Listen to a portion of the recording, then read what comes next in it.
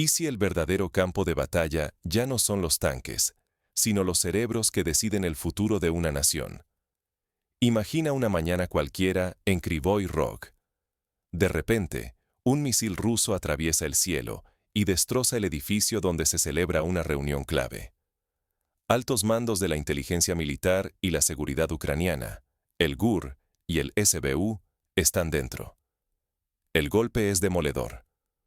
Oficiales de alto rango resultan heridos y, según rumores, algunos incluso mueren. Entre las posibles víctimas aparecen nombres que encabezan la defensa ucraniana: el jefe del SBU y el director del GUR, piezas centrales en la coordinación de operaciones especiales. Pero, ¿qué significa realmente que los líderes de la inteligencia y la seguridad sean atacados directamente? Para comprender la gravedad, recordemos la famosa Operación Barbarroja durante la Segunda Guerra Mundial, cuando la Wehrmacht alemana se centró en eliminar los centros de mando soviéticos en sus primeras horas. Aquellos ataques decapitaron temporalmente la capacidad de respuesta soviética, creando caos, desconcierto y retrasos críticos en la defensa.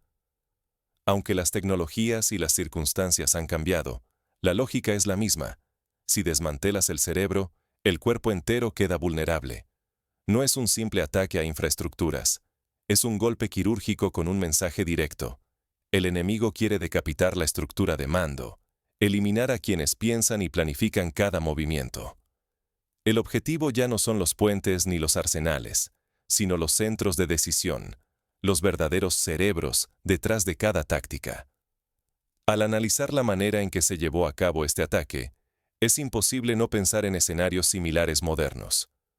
Por ejemplo, los asesinatos selectivos de líderes insurgentes en conflictos como Afganistán o Irak, donde Estados Unidos desarrolló tecnologías y protocolos para identificar y eliminar objetivos clave usando drones y misiles guiados. En todos estos casos, el resultado inmediato fue un remesón en la cadena de mando, el aplazamiento o cancelación de operaciones y, sobre todo, una ola de temor entre los mandos intermedios. El silencio inmediato de las autoridades ucranianas tras el ataque solo aumenta la tensión. La ausencia de información oficial alimenta rumores y temores, mientras el país entero se pregunta: ¿están sus líderes vivos? La mera posibilidad de que hayan caído o estén incapacitados sacude los cimientos de la defensa nacional. Esta incertidumbre recuerda a la confusión que reinó en Estados Unidos tras los atentados del 11 de septiembre de 2001, cuando nadie sabía con certeza el paradero del presidente o los principales líderes. En aquellas horas críticas, la percepción de vacío de poder se volvía tan peligrosa como el ataque inicial. Esto podría ser un punto de quiebre. La guerra clásica se transforma en una guerra de inteligencia, donde la supervivencia del liderazgo se vuelve tan vulnerable como cualquier objetivo militar. Estamos viendo el inicio de una nueva fase, una en la que la respuesta de Ucrania queda en entredicho. Ahora, la capacidad de reacción, la moral de las tropas y la estabilidad defensiva de Ucrania penden de un hilo. Si los altos mandos están fuera del juego, ¿quién tomará las decisiones cruciales en los próximos minutos? ¿Cómo cambiará esto el pulso de la guerra y la percepción mundial del conflicto? Para comprender la verdadera magnitud de lo sucedido, es esencial analizar el contexto y los antecedentes de este ataque. El ataque no surge de la nada. Es el resultado de una escalada constante en la guerra de inteligencia. Veamos cómo se llegó a este punto y qué lo hace tan diferente a los golpes previos. ¿Por qué este ataque no es simplemente otro estallido más en el mapa de la guerra? Lo ocurrido en Kryvyi Rog es un giro decisivo. El bombardeo ruso contra el edificio donde se encontraban los principales líderes del GUR y la SBU no fue una acción rutinaria ni una casualidad. Es una réplica calculada a las recientes operaciones ucranianas que impactaron intereses estratégicos rusos, desde los tanqueros en el Mar Negro hasta el puente de Crimea y la propia flota. Si recordamos la historia reciente, podemos ver paralelismos con la eliminación de Qasem Soleimani por parte de Estados Unidos en 2020. Aquel ataque con drones en Bagdad no solo eliminó a uno de los estrategas más importantes de Irán, sino que también desató una ola de incertidumbre y represalias en la región. De modo similar, lo ocurrido en Krivoy Rog marca un antes y un después en la lógica de la confrontación. El GUR y la SBU no son solo oficinas gubernamentales. Son el núcleo donde se diseñan, ejecutan y coordinan las operaciones de inteligencia y seguridad de Ucrania. Allí se planifican sabotajes, se recopila información y se orquestan acciones dentro y fuera de sus fronteras. Que sus altos mandos se reunieran en un mismo punto es una vulnerabilidad casi inédita. Una concentración de cerebros esencialmente irrepetible. El ataque demuestra algo inquietante. Por primera vez en mucho tiempo, Moscú accedió a inteligencia operativa de primer nivel. ¿Quién filtró esa información? ¿Hasta dónde llega la infiltración rusa en la estructura ucraniana? Preguntas como estas ponen en duda la solidez del mando y la seguridad de toda la cadena de operaciones secretas. No estamos hablando de nombres secundarios. Kirill Budanov, al frente del GUR, y Vasily Maliuk, líder del SBU, no son piezas intercambiables. Son la memoria viva y la continuidad de los servicios ucranianos. Su presencia confirmada en el lugar del ataque eleva exponencialmente el nivel de riesgo y la gravedad de la amenaza. La caída, lesión o incluso la simple desestabilización de estos líderes implica mucho más que una pérdida humana. Pone en jaque la continuidad operativa, la coordinación de operaciones encubiertas y la respuesta frente a crisis. La reputación internacional de Ucrania y su capacidad de reacción quedan expuestas y en entredicho. Este episodio marca el comienzo de una etapa donde el objetivo ya no son solo infraestructuras o líneas de frente. Ahora, la guerra apunta a las mentes que planifican y sostienen la resistencia. Es la entrada en una fase de inteligencia mucho más peligrosa, sutil y sofisticada. Pero, ¿qué implicaciones reales trae este golpe para Ucrania y para la dinámica general del conflicto? ¿Cómo puede alterar el equilibrio, tanto a corto como a largo plazo? ¿Y qué señales envía sobre la nueva naturaleza de la guerra? Para entender el alcance de este ataque, primero hay que analizar cómo se llegó a este punto. Las recientes operaciones y contraoperaciones han elevado los riesgos y las apuestas para ambos bandos. ¿Qué ocurre cuando decapitas la inteligencia de un país en medio de la guerra? La respuesta no es solo una pérdida de vidas, sino un temblor silencioso que sacude la sala de máquinas del mando. Cuando los misiles rusos impactaron el edificio en Krivoy Rog, donde altos mandos del GUR y la SBU se reunían, la inteligencia ucraniana quedó paralizada de golpe. Varios oficiales de alto rango murieron o resultaron gravemente heridos. Cada uno representaba décadas de experiencia, redes y secretos difíciles de reemplazar. No basta con ocupar sus sillas. Pasarán semanas, quizá meses, antes de que alguien con la misma visión y peso estratégico pueda tomar el relevo. La coordinación de las operaciones se ve obligada a improvisar. Los planes vigentes quedan suspendidos, fragmentados, vulnerables a la confusión. En plena guerra, incluso unos pocos minutos de indecisión abren oportunidades de oro al adversario. El golpe no solo es táctico. La moral de los mandos intermedios y de los agentes en el terreno se resiente a fondo. Saber que los líderes pueden caer, incluso en la retaguardia, siembra la duda y el temor en cada eslabón de la cadena de mando. El mensaje de Moscú es claro: ningún centro de poder está a salvo, por muy protegido que parezca. La vulnerabilidad de la cúpula queda expuesta, y la inseguridad se extiende como una onda expansiva entre todos los niveles de los mandos ucranianos. El cambio de táctica rusa es innegable. Ya no basta con destruir depósitos o infraestructuras. Ahora el objetivo es desarticular la estructura de mando, golpear el centro de gravedad del adversario. Al eliminar a quienes piensan y coordinan, cada operación enemiga pierde precisión y coherencia. Si se estudian los conflictos recientes en Siria y Yemen, se puede ver que la eliminación de altos mandos generalmente precede a cambios bruscos en el desarrollo de las campañas. Por ejemplo, cuando en 2016, Arabia Saudita eliminó a varios líderes hutíes con ataques de precisión, la respuesta de los hutíes fue menos coordinada durante varias semanas, dando ventaja a los adversarios en el terreno. El tiempo corre en contra de Ucrania. Cada día sin liderazgo pleno erosiona la capacidad de reacción y respuesta ante nuevas amenazas. El enemigo, mientras tanto, gana ventaja psicológica y táctica. Explota el desconcierto y la sensación de estar siempre expuesto. En este nuevo escenario, lo que está en juego es mucho más que información o posiciones en el frente. Se trata de la estabilidad de toda la estructura de mando y de la imagen de fuerza ante el mundo. La gran incógnita es cómo responderán Ucrania y sus aliados ante este ataque frontal al liderazgo. El precedente está marcado y cambia las reglas del conflicto. ¿Serán capaces de adaptarse antes de que el daño sea irreversible? Para entender el verdadero alcance de este ataque, hay que mirar más allá del impacto inmediato. ¿Qué significa la pérdida de estos líderes para el futuro de la guerra y la seguridad regional?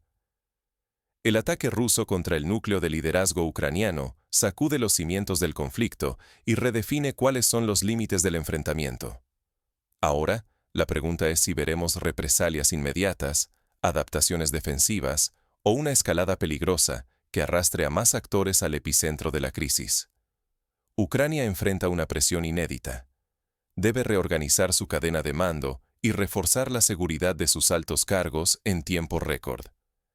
Cada puesto vacante exige recursos, tiempo y confianza, mientras el adversario demuestra que ya no existe una línea clara entre el frente y la retaguardia. Las represalias parecen inevitables, pero también lo es la necesidad de adaptarse para sobrevivir en este nuevo escenario. Las operaciones previamente planificadas pueden quedar en suspenso o incluso anularse. La urgencia por cubrir vacíos en la estructura de mando podría ralentizar la respuesta ucraniana y ofrecer a Rusia brechas para explotar. El riesgo es doble: perder iniciativa en el campo de batalla y mostrar vulnerabilidad justo cuando el enemigo busca debilitar el cerebro de las operaciones. El impacto psicológico es devastador y se extiende más allá del campo militar. Ningún comandante puede sentirse seguro. Ninguna sala de planificación está a salvo.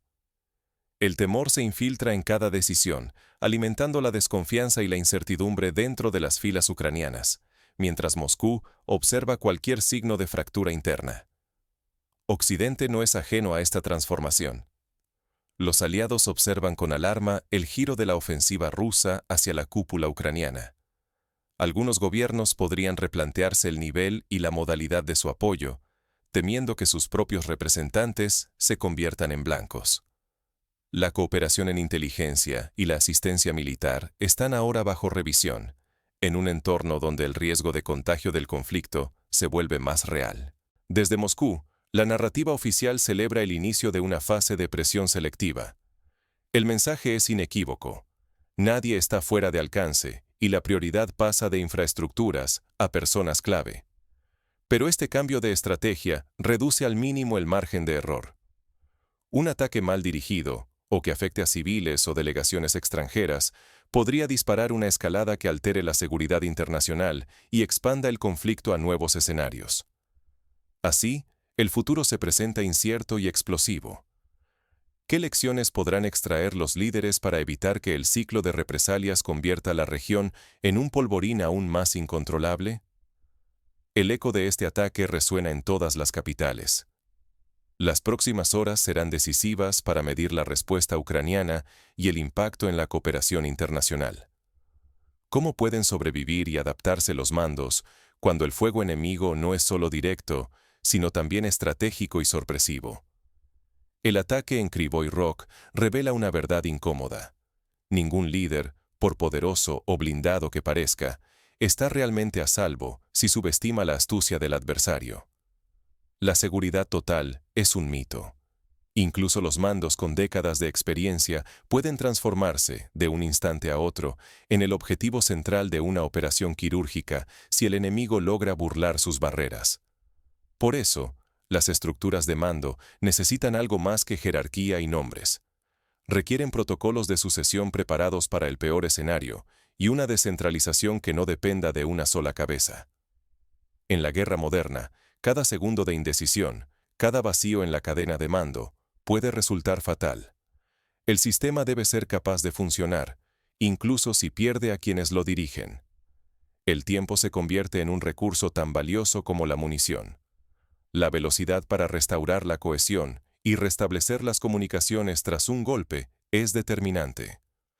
Si la ausencia de liderazgo se nota, la moral se resquebraja y el adversario gana terreno sin disparar un tiro más. Un mando que duda regala ventaja, información y, a veces, el desenlace de la batalla.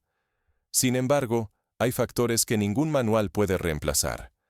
La experiencia, el carisma y la memoria institucional de figuras como Budanov o Maliuk se construyen durante años de crisis, decisiones límite y traiciones internas.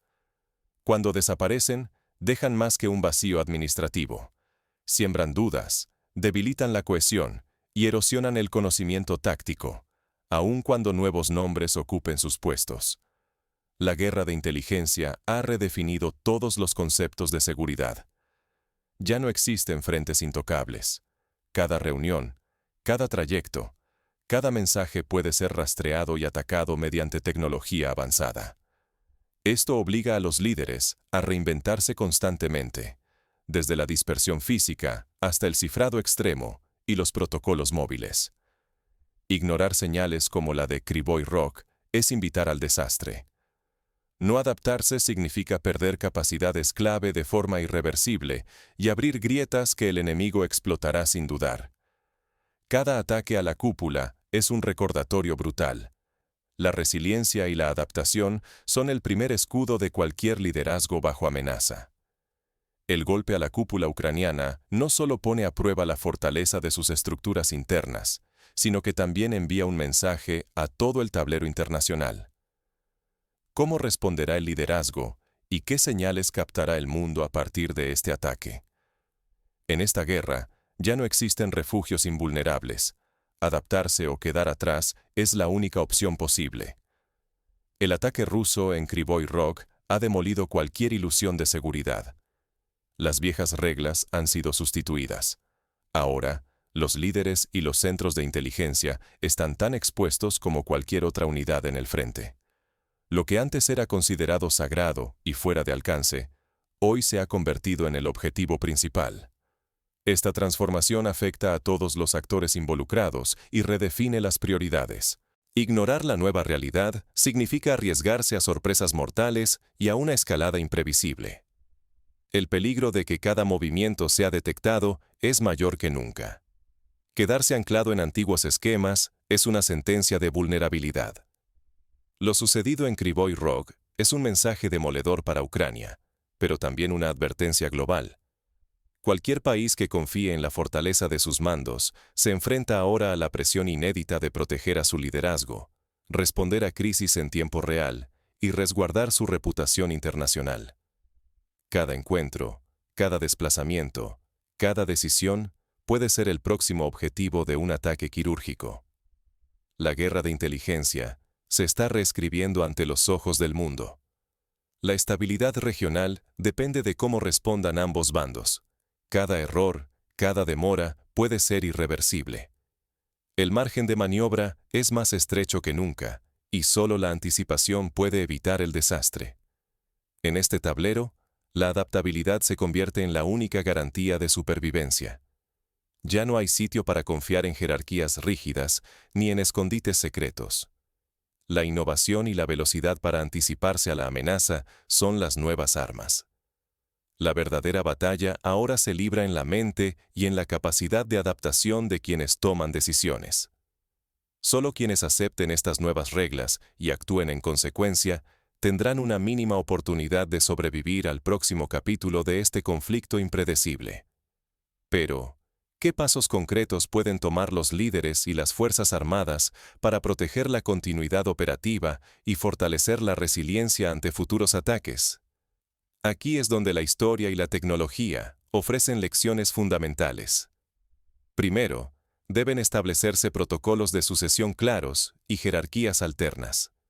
Por ejemplo, Israel, frente a amenazas constantes a sus líderes, desarrolló sistemas en los que al menos 3 personas pueden asumir el mando en caso de ataque. Esto asegura que la cadena de decisiones nunca se interrumpa por completo. Segundo, La descentralización operativa es crucial. En la Guerra Fría, tanto la OTAN como el Pacto de Varsovia diseñaron redes de mando alternativas, búnkeres dispersos y centros de comunicaciones móviles. Hoy, la tecnología digital permite incluso que un comando pueda ser asumido remotamente si la sede principal es neutralizada. Tercero, la protección física y el secreto en los desplazamientos se vuelven prioritarios. Alternar rutas, horarios y lugares de reunión, usar comunicaciones cifradas y minimizar la concentración de líderes en un solo punto son prácticas que pueden salvar vidas. Ejemplo de esto fue el caso de Winston Churchill, quien durante la Segunda Guerra Mundial nunca repitió la misma rutina al desplazarse entre Londres y los diferentes frentes. Cuarto, la guerra de desinformación debe ser abordada con igual seriedad. Si el enemigo puede sembrar dudas sobre la integridad del liderazgo, puede paralizar la moral sin necesidad de lanzar un solo misil.